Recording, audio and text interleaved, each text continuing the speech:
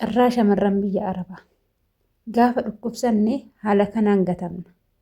Mee argaa akka ta'aa jirtu jaalattee isinitti fakkaataa? Isheen rakkatteeti. Namoonni tokko tokko daansiin Itoophiyaa baay'ee irraa bareedaa. Gudi daansu jedhanii warroonni koomentii barreessan jiru. Arabdoonni illee kan kolfantu baay'ata. Baay'een isaanii kaddaa mammaa akkana taate jedhanii koomentii barreessaa kolfu. Abashoonni keenya illee isa arabdoota san jala deemanii hin kolfu dannasaa jirti jedhanii kolfu. Mee hin jedhamaa uummata koo? Hin jedhamaa saba koo? Dhugaan isinitti himaa. Gaafa fayyaa qabduuf gaafa harkaa qabdu malee akka hin jaalatamne sirriitti beekaa. Namni fayyaa hin qabne, namni harkaa hin qabne mana kolfaa, ganda kolfaa ta'a malee waa takka hin ta'u. Waa lafarra deemu hunduu gaafa harkaa qabdu kan si jaalatu, gaafa harkaa dhabde garuu kan quba sitti qabu. Kanaaf shamarran biyya Arabaa waan yeroo baay'ee sammuu keessan tuqu, waan yeroo baay'ee mataa keessan tuqu viidiyoo kana keessa argattu. Viidiyoo kana laayik gochuudhaan hanga xumuraa daawwadhaa. Adaraa keessanii isiniin jechuu jaaladha. Nagaallee hin daganne. Ashama harka fuunee kabajamtootaa fi daawwattoota hordoftoota keenya. Nageenyi koo kan jaalalaa fi kabajaa bakkaa fi lafa jirtan isiniif haa baay'atu. Anis obboleettiin keessan bakkaa fi lafa jirutti Waaqayyoof galannaa ga'u nagaa fayyaa kootidha.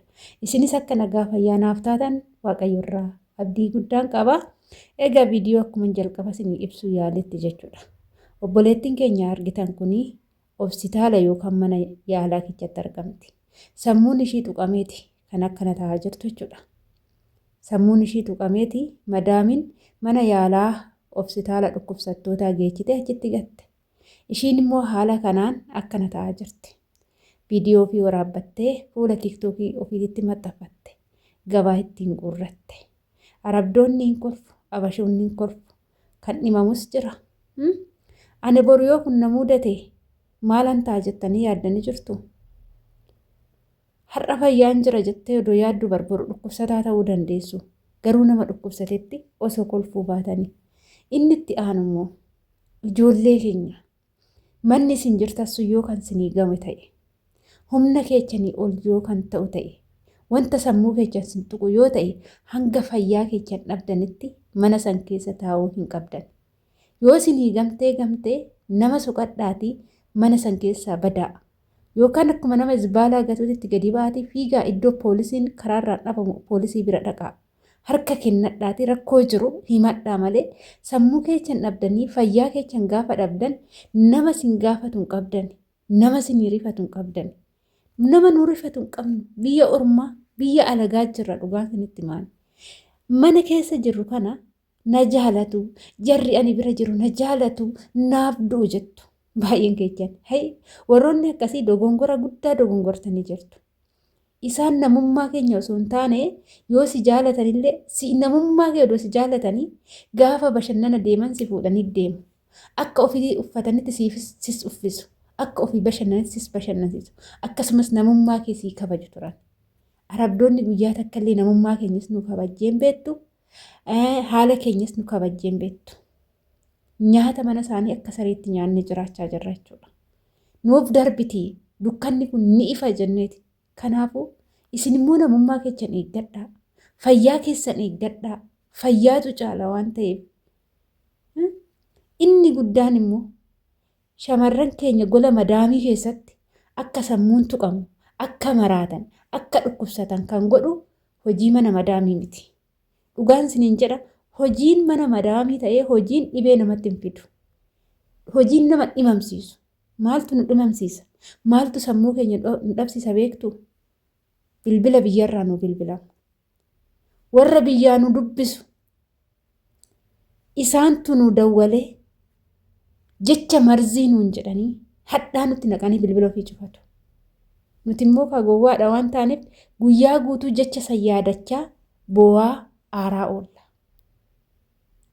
Yeroo kana inni sun sammuu keessa ol nu galeetti sammuun keenya guyyaa guutuu biyyatti bilbila bilbiltanii aartanii namoonni guyyaa guutuu bu'aa ooltanii jirtanii sirriitti jirtu sirriitti argee jiras jechuudha.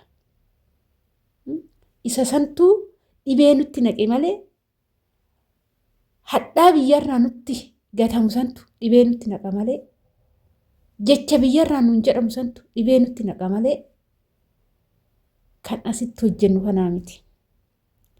Kan kaleessa hojjenneetoo maallaqa keenya nu jalaa bade maallaqa waggaa lamaa kana maalitti balleechee mana waggaa sadii kana maalitti balleechee jennee maallaqa bade san herreegutti sammuun keenya nu tuqama. Gaafa herreennee dhufne maallaqni oovarii dhufa. Gini maallaqni nu herreenne sun hin jiru. Gaafa kana yaannu sammuun keenya ni tuqama. Yaada baay'isuun gola madaamii keessatti tasallee hin barbaachisu. Jechoota warri biyyaa nuun jedhanitti aaraa ooluun tasallee nuun barbaachisu. Sababa maaliitiif sammuu keenya eeggachuuf, fayyaa keenya eeggachuuf.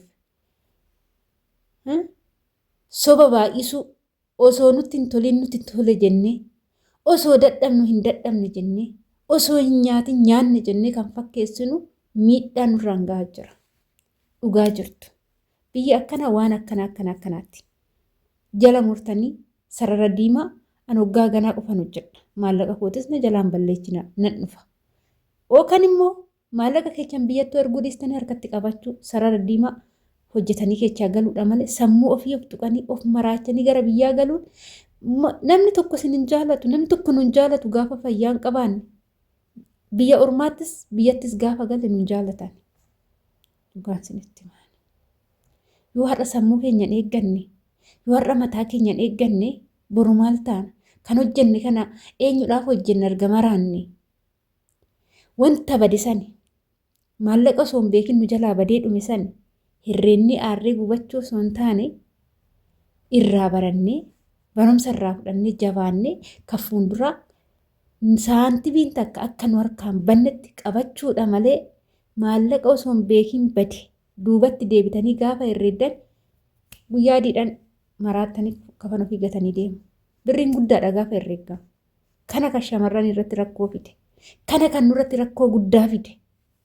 Yaadinaa baqa. Kan darbeef kan badeef yaadinaa. Jechoota biyyaa nuun jedhamutti hin aarinaa. Warroota jechoota badaa namaan jedhan warroota nama aarsan bulookkee ofirraa godhuu. Namoota nu naaniif nu yaadan qofatti dawwaluu. Maaliif? Biyyaa kan nu dawwalu boqonnaa yoo nuun kennine asii boqonnaa yoon arganne kan asii hojiin jaalannee jibbinee dirqama hojjenna jechuudha. Yoon hojjenne gadi baasanii nu gatu nyaatuma qoonqotuu nuun kennan unkaan mindaa jaadhiisaati. Dirqama hojjetama. Kanaafuu kan gatuu qabnu kan ofirraa fageechuu qabnu maalidha yoo jettan warroota jireenya keenya keessa taa'anii nu jeeqanii kan sammuu keenya nu tuqanii warroota akkasii jireenya keenya keessa baasudha. Gaafa isaanii gale gaafa dhugaa keenya argan gaafa nu baran nu haa dubbisan. Gaafa san isaanitti haasa'uu qabna. Gaafa nu jeeqan gaafa sammuu keenya nu tuqan gaafa nu rabbashan of keessaa baasnee ofirraa fageechina. Haa of argan. Hojiirra jirra. Balleessarra hin jirru. Beektu gisee tokko ijoolleen abbaa manaa qabdan kan mudannoo ijoollee baay'ee mudachaa jiru. Yeroo waan tokko jenne ati kan biraa ati haati birri kan biraa filatteetii miti kan akkanatti narratti akkana taatu. Ani hiyyeessa ati qabeenya qabdas nuun jedhu jechuudha. Niif galee jechi kun immoo nuuf dhibee ta'a. Barree akka tuffannee bira darbuun beennu barre jechoota rakkoon keenya kana. Jechoota namoonni marzii nutti darban tuffannee bira darbuun beeknu. Of keessatti gubannee of maraachina jechuudha. Kanaaf biliis gola ormaa keessa yoo jirtanii anaan dabalatee of eeggachuun sammuu keenya eeggachuun nu barbaachisa. Dura akkanattuu maqaan keenya hin tolu. Shamarran biyya Arabaa xashiidhaa, maraattuudhaa jedhanii maqaa nutti baasu. Maraattummaa keenya immoo dhugaatti yoo ifa baasneef immoo kan caalu tuffatamne jechuudha. Maraattummaa keenya nu maraattuu sun taane nuti ogeeyyiiwwan jechuudha. Ogeeyyiiwwan namoota maraatiin maraattuudhee maqaa nutti baase. Kana hordoftoota kiyyaa obboleettii keenya kana Rabbii yaa fayyisu Waaqayyo haa fayyisu. Isiniin jedhaan viidiyoo kiyyaadhaaf qabadhee dhufee asumarratti hangoolabaa turtina wajjin gootaniif galatooma yoo isinitti tole laayik gochuudhaan nu jabeessaa.